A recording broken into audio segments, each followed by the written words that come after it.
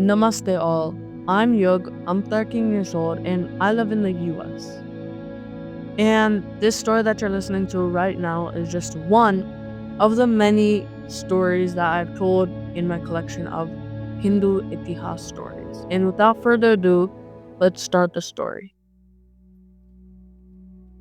So today I'm going to be telling the story of Luv and Kush and about how they were born. And unlike a lot of the people I've said, they had a pretty normal birth. Luckily, unlike a lot of people who I've told other stories about, such as Ganeshji and Sitaji. And Luv and Kush, or L and K, were the sons of Sita and Ram. If you don't know who those guys are, if you want a bit more of a better understanding of them, be sure to check out the Sita video, the videos of the Ramayana. And by the way, Ram is pretty much the main character of the entire Ramayana. And as you could tell, his name is literally in the title. But Ram, he was a great king, and he was the king of Ayodhya. And one day, sadly, Ram, he was sent away by his mother, and his mother exiled him, or his aunt. So Dasharat, his father, had 4 wives, and his other mom, so he had one mom and another mom, sent him away for the next 14 years. So Ram was just living there for the next 14 years until he met a very strange demon named Ravan. And Ravan was really strong, and he was a really bad demon king. And he had a boon from Brahma, which made him really powerful. But Ram, after defeating Ravan, came back, and he was able to ascend to the throne of Ayodhya. And he had a wife named Sita, and they both lived very happily until one day Ram was in his court listening to his people's problems, until one day one dude came and he said, hey, a dude, he disrespected my wife because she had lived in another person's home before mine. So she was a widow until I wedded her again.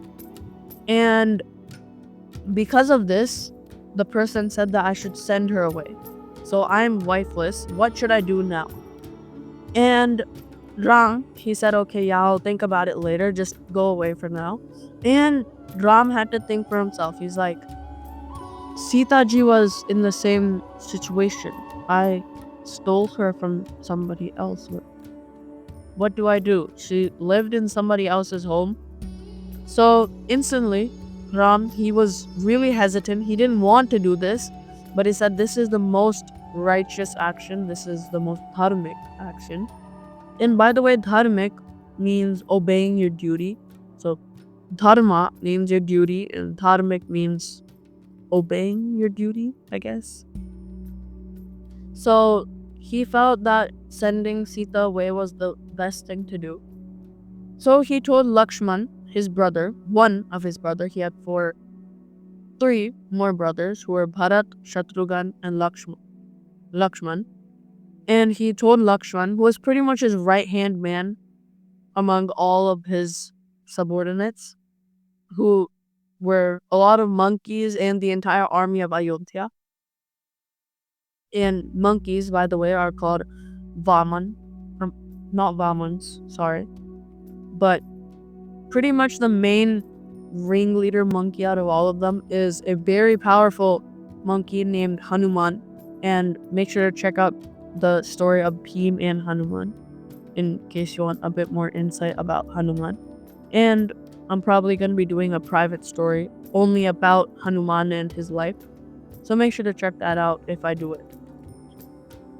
And eventually, Ram, he sent Sita away, and Sita was just living in a forest alone, and she was really scared until Sage Vashisht, who is a very powerful Brahmarshi, took her under his wing, and she just lived in his ashram or hermitage for a really long time.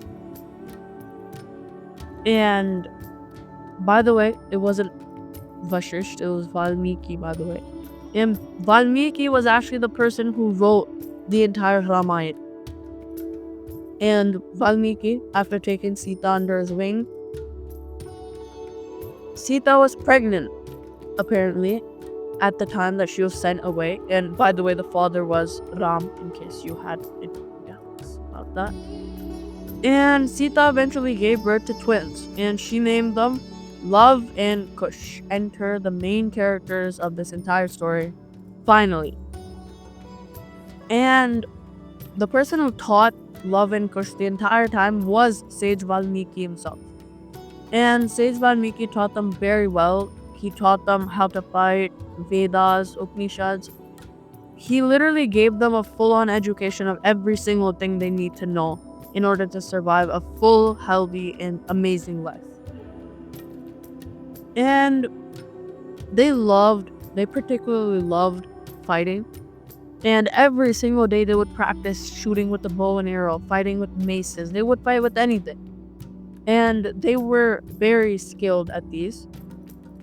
And back at Ayodhya, Ram, he's very sad. He's like, oh my god, I sent my wife away.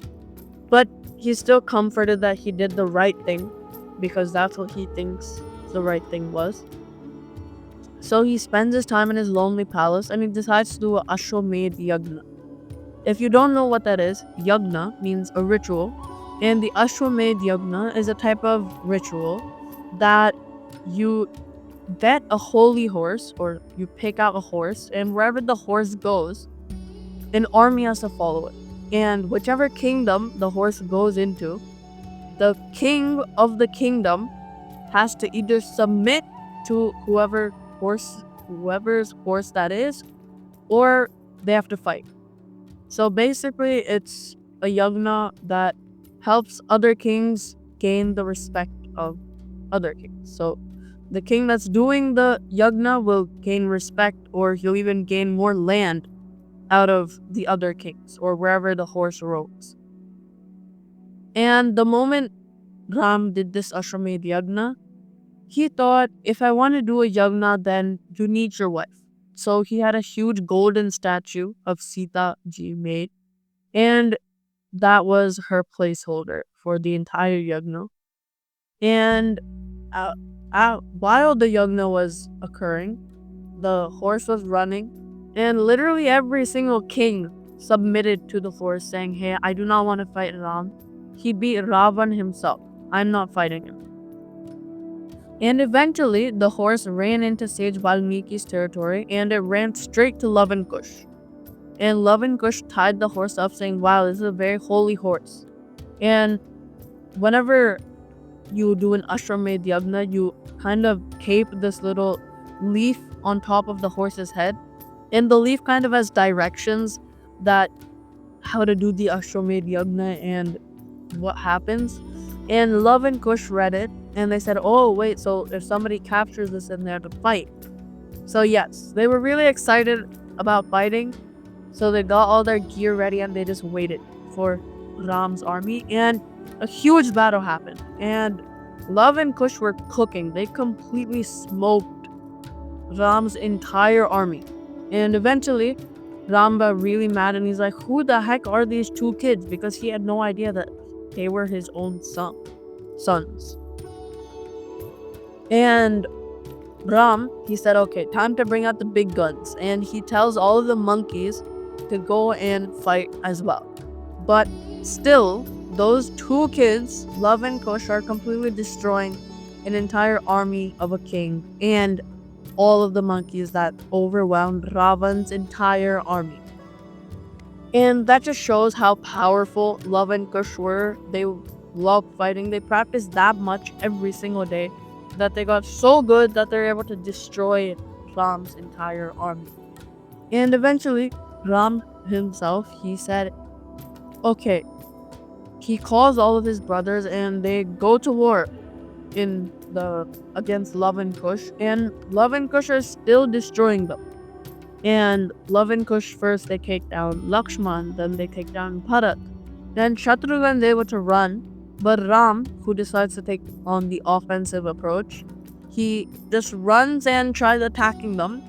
But eventually, Luv and Kush, they're so strong that they overwhelm Ram and they tie him up.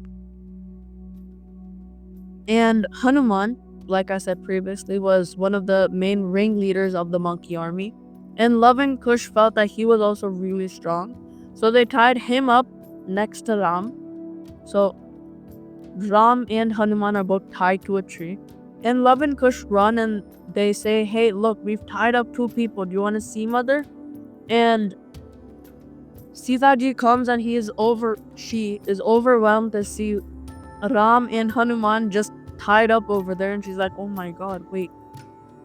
Ram defeated Ravan and he was insanely strong. They defeated my husband who was insanely strong." And then Sita ji tells them that, "Hey, that was your father. He is the king of the kingdom of Ayodhya." And then she tells the two kids, Luv and Kush, the entire story on which I told you right now. And she also gives up an entire kind of brief summary of the Ramayana that I just gave you guys a little while back, that Ram had multiple mothers and one of his mom sent him away for the next 14 years, and in that time he destroyed Ravan and he became king until one day one dude said that if your wife lives in another person's home for a short amount of time even, then your wife is cursed and you should send her away. So he sent me away. And they were really sad, and Ram, after being untied, along with the rest of along with Hanuman, Luv and Kush both said, "Oh wait, hey father," and they just made a quick small talk. They talked with each other as if everything was normal. And then Ram said, "Hey Sita, do you want to come back?" And Sita ji said, "No, I am way too ashamed. You sent your own wife away from you. Now I am going away from you as well." And she calls on her own mom. And you might want to check out the story of Sita ji before this, but Sita ji was pretty much born from Mother Earth herself, and she prays Sita currently. She prays to Mother Earth and she says, "Mother Earth, please swallow me whole. That way I am cured of my embarrassment of having been sent to another person's home by my own husband." And the entire earth cracks beneath her, and she is swallowed up. And she did this willingly, and Sita ji was not seen after that. And most people regard that as Sita ji's death. And Luv and Kush, they continue living in the kingdom of Ayodhya, and they become really good kings. And that's the story of Luv and Kush. I did like the story because, like I say for a lot of my other stories, it relates to the Ramayana.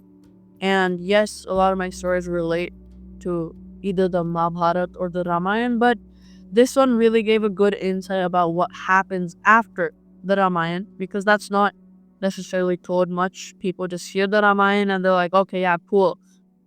What's next?" And they don't know. But he had two sons, Luv and Kush, and they became really good warriors, even better than Ram himself. And that's the story of Luv and Kush, and Namaste.